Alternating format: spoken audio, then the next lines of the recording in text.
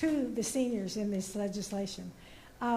We kind of have a lot in common, Governor. When I first became a commissioner, it occurred to me that we didn't have a cap on what the seniors pay for county taxes, and we didn't have any kind of a homestead exemption. So in my first year, I championed those two things, and they passed. But I had it easier than you did. I only needed 3 votes, and I think you needed almost 100. Exactly. Especially he's one of 3.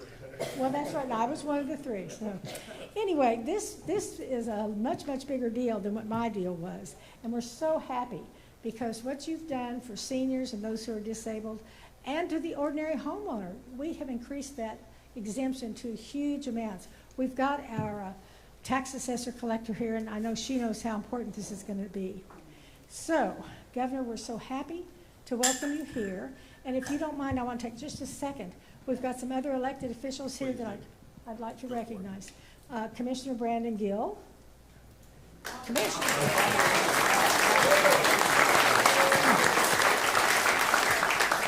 Hey, Brandon, there's already 3 or 4 people running. Jump in. Okay. I'm so sorry, it said C-O-M, and that was supposed to be C-O-N. Congressman Brandon Gill. And then our county judge, Andy Eads. Our tax assessor collector, Don Way. And not the only cowboy in the room, but our sheriff, Tracy Murphy. We have Judge Susan Peel, who's here. And then in addition to all of these wonderful representatives, we have a lot of senators, 2 of them from Denton County. So Brent Hagenboo and Tan Parker, thank you all so much for what you do for us. And I want all of you to know we love you here in Denton County, particularly in Robson Ranch. Governor, we have such a strong voting group here. I believe in your last election, the midterm election, that statewide was about 45% of the registered voters. We more than doubled that here in Robson Ranch. So y'all come on back anytime because we love voting for you. Well, thank you, Diane, for your introduction. Thank you for your service. It's great to be back at Robson Ranch. I've been here many times. It's a great place to be, and there could be no better place to be here for the reason we're here today. One reason why we are here today is because of the leadership both of Lieutenant Governor Patrick as well as Speaker Dustin Burrows. And on this legislation in particular, the leadership of Senator Bettencourt and State Representative Morgan Meyer. We're here today to talk about property taxes. Let me hear it. Do you think your property taxes are too high? Yes. So do I. And I'm going to sign 3 pieces of legislation that lower those taxes. 2 of them deal with your homestead exemption. As a kind of reminder, if you look at the valuation of your house, a homestead exemption is going to exempt part of that value from taxation. When I became governor, that homestead exemption was $15,000. As we gather today, that homestead exemption is $100,000.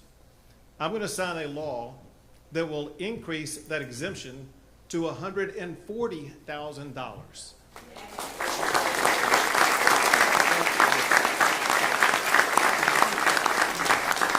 So for the first $140,000 of valuation of your home, it will not be subject to the school district property taxes, which is the largest bulk of your property tax bill. And this is Senate Bill 4 by Senator Bettencourt and by Representative Morgan Meyer. 16. Let's hope. All day. That's right.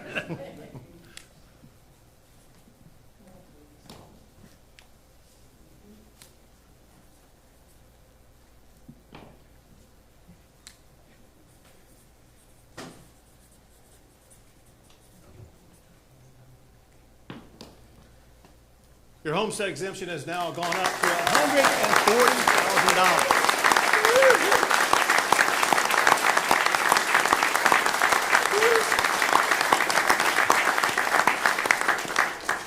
Now, I know that many of you all are good at math. Some of you are better at reading. For those who concentrate on reading, if you go from where the homestead exemption was when I first became governor, $15,000, to now $140,000, that's almost a 1,000% increase. Now, the second bill goes into what Diane was talking about. Because we do love our seniors, and I wish some were with us here today. There's, some of you are seniors, some of you identify as seniors. A senior is 65 and older. For those who are 65 and older or disabled, that property tax exemption goes up beyond $140,000. It goes all the way up to $200,000.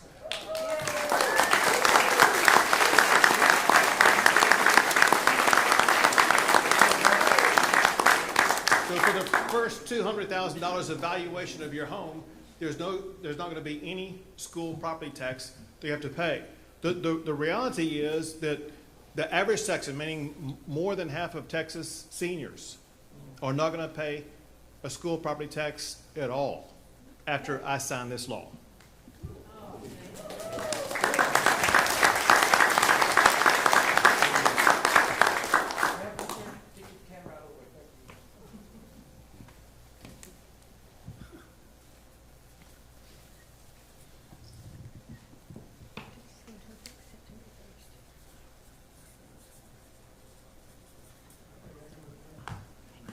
For seniors and disabled, their homestead exemption is now $200,000.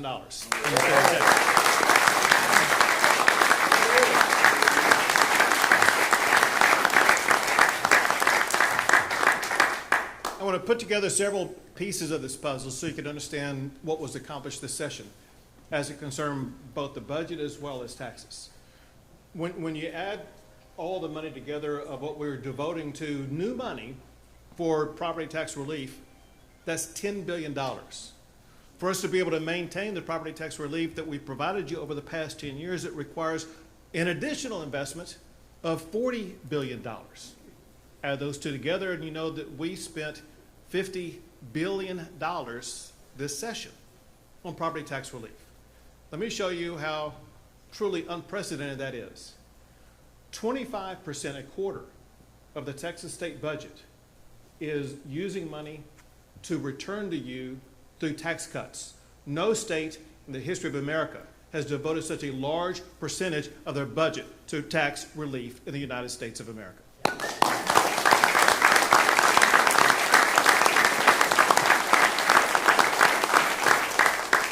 And as far as I'm concerned, we're not done yet.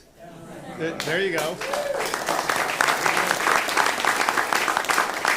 I think there's more that we should do.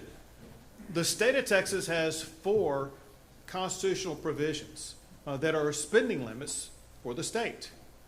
Cities and counties, they don't have those same spending limits. It's time the cities and counties have a spending limit just like the state of Texas does, so they cannot drive up your property taxes anymore.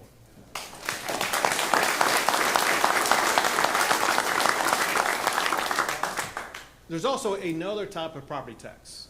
It's a property tax on businesses, but it's not on the real estate property. It's on the personal property of the businesses. It could be things like tables or chairs. It could be computers, it could be phones, whatever the case may be.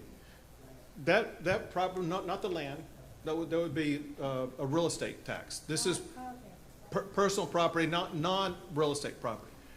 Anyway, for businesses, the first $2,500 of that is exempt right now. Well, that's not very much. And so we wanted to increase that by a lot.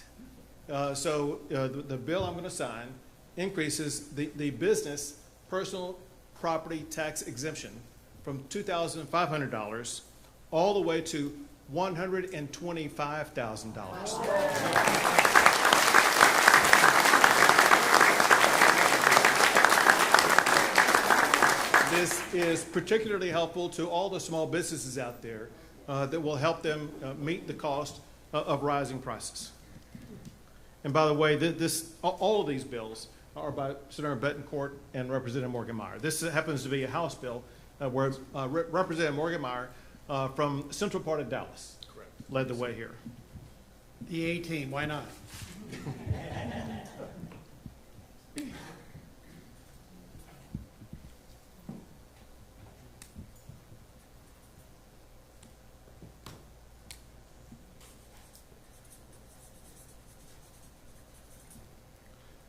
For businesses in Texas, their personal property tax exemption is now up to $125,000.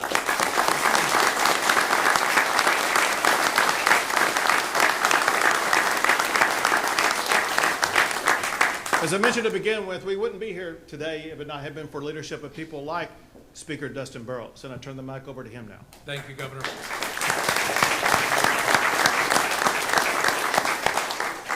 No country, no state, no city, and no county can tax and spend their way into prosperity. That is why it is so important that we make sure that we have a low tax state. When you look at the amount of money that we are investing in our budget, and the governor brought it up and gave you the numbers, it is unprecedented and historic. We continue budget after budget, and especially this one, to take more of our revenues and help drive and maintain lower property taxes in the state of Texas, which is so important. The increase in the homestead exemption from $100,000 to $140,000 is the right thing to do. More taxpayers will get to keep more of their hard-earned money. Our seniors, doubling it to $200,000, it's going to make it a much easier place for them to live, to retire. And I'm going to make a bold prediction. I think Texas could become a retirement destination because of doing things like this, where seniors want to move here because of what we're doing for them. And our small businesses. The business of Texas is business. And that is the economic engine right now. And our small businesses, letting them keep more of their hard-earned money, they're going to put that money into growing their business, hiring more employees, expanding. That is the type of capital that they're going to get to keep that will be a stimulus, that will make our economy continue to hum, which is why I'm so proud that the Texas House, Chairman Meyer in the House, worked with Governor Abbott, who led the charge on this, who named this a priority in his State of the State. And Governor Patrick has made it a mission in the Senate, and Bettencourt, who I've worked with, the property tax brother on many of these issues, help get these across the finish line so that all Texans can share and deserve in this much needed relief. Thank you, Governor. Thank you.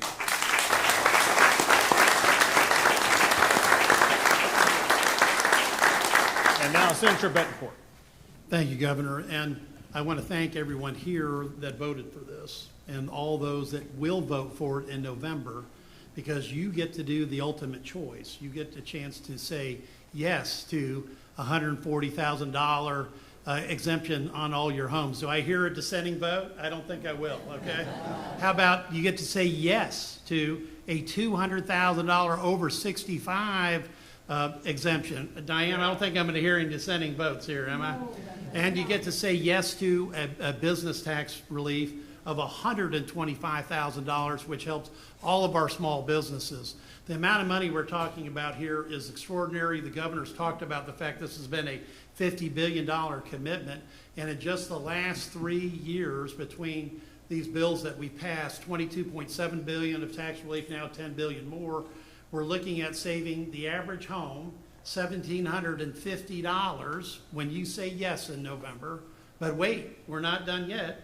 If you're over 65, that takes you up to $2,342. But wait, there's more, because of work that Speaker Burrows and I did when he was still I guess you were chairman, right, back then, right? Before you had the wise decision to promote Morgan to chair, okay? We've actually done something that's even better.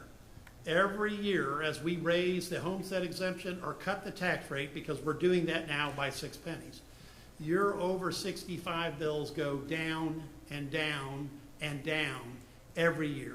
In fact, we've got senators here. I see Senator West was one of my early joint authors on this. His Senate district will probably be close to 75 to 80% of his homeowners will be paying zero property taxes, okay? Adam Inosa, who flew all the way in from the valley, and why not? He's got 2 counties that will have probably 80 to 90% of his over 65 exemption homeowners paying no tax at all. And why not? You've paid a lifetime of taxes already.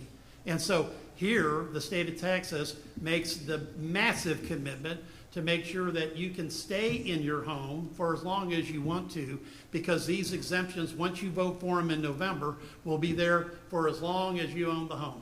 And I think that is the testament to what this A-team has done. I kidded that it was Morgan and I, but you can't get anything done in the Texas Legislature unless you have, in this case, 180 votes, because we did have one unfortunate soul who was wayward, but that's another story. And it was not anybody on this stage. But more importantly, it's going to be your exemption for life if you vote yes in November. Your extension for life. And that means your exemption will be with you and your children and your grandchildren, because this state, once it's enshrined in the Constitution, and I think I can speak, for the Lieutenant Governor on this and everyone else on this stage, will never back up from that commitment to Texas taxpayers. It's a great day for Texas taxpayers. Let's hear it.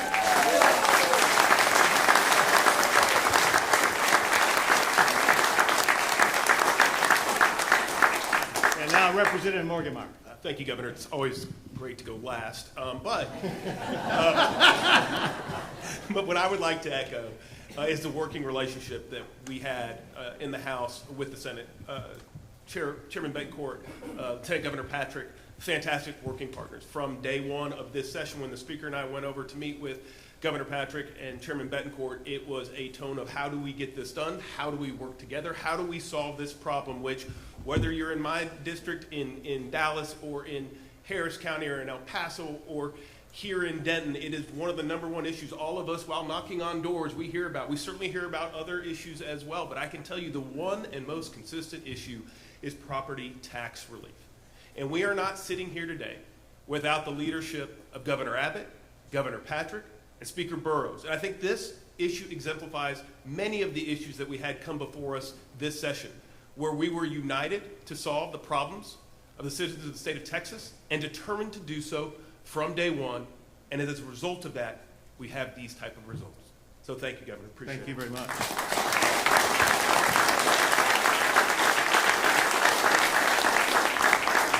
Let me just add a little bit further context of what we've done with regard to taxes.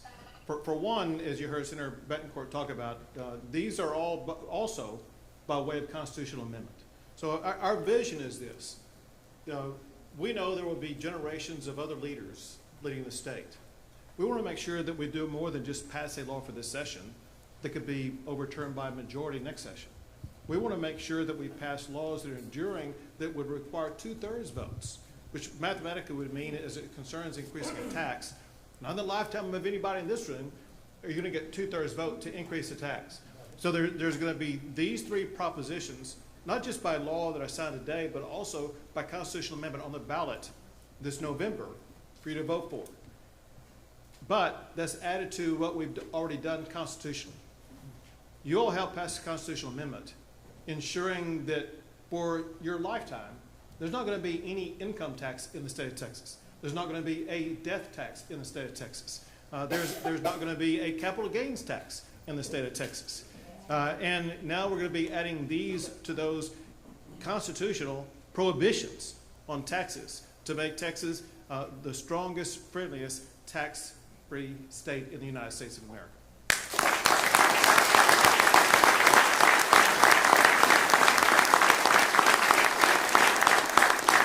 Among the nearby representatives, one who is missing today for a reason, and that is Representative Richard Hayes, is celebrating his 50th anniversary on a trip with his family, and he wanted to be here. Now with that, we'll open it to questions to the press. Governor, could you address? How are you? Let me ask you about SB3. A lot of people want to know. Certainly this vote was unanimous in both chambers, but there's a lot of disagreement about the THC ban. I know you've talked a little bit about it. Your deadline is coming up. And I think a lot of people want to know what factors are you weighing to help you guide your decision on whether you're going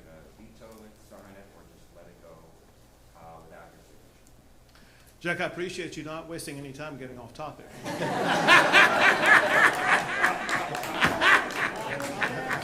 Hey-o. Well, you burned yours already. But especially when you hear what I'm going to tell you, and that is, I've got 1,000 of these on my desk that I have to get through, and I haven't gotten to SB3 yet, and so I can't tell you what the factors are. I'll tell you this. Listen, there are meaningful positions and concerns on both sides of the issue, and I'll look into all of those and evaluate all of those. Or somebody, go ahead. Yes, Governor, could you address what DPS deemed a credible threat to lawmakers this past Saturday? And also, what are you doing to ensure the safety of all of the representatives and senators and yourself right now in this climate? So first, I will tell you that the director of DPS, Freeman Martin, could give you a more precise answer. I'll tell you basically what I understand was the fact, and that is there was a person on the Capitol grounds with the gun who seemingly had the intent to do harm to a legislator. No more defined than that. If you're on the Capitol grounds with a gun conveying that type of message, that's a credible threat that has to be taken seriously. You obviously saw what happened in Minnesota. We need all to make sure that nothing like that ever happens in the state of Texas. So DPS is on heightened alert. They work not just within the confines of DPS. They have joint task forces arrayed around the state of Texas that all do communications where they're gathering information both through social media sources as well as other sources to make sure they will have the most robust source of information and be able to address this in advance. I've seen them do it hundreds of times, so that they're very effective at it. And they will work to ensure that not just members of the legislature, but candidly anybody in the public is going to be free from some type of deranged attack like that. Governor, the Department of Homeland Security may be doing some large deportation operations in some of the places deemed sanctuary cities across the country. Do you think that's going to happen in the state of Texas? Is DPS going to be involved in any way? So first, I'll tackle the first part of your question that you put in there. You said that are deemed sanctuary cities. I think LA may be in that category. As you know, there is no sanctuary city in the state of Texas. I signed Senate Bill 4 many years ago that banned sanctuary cities in the state of Texas.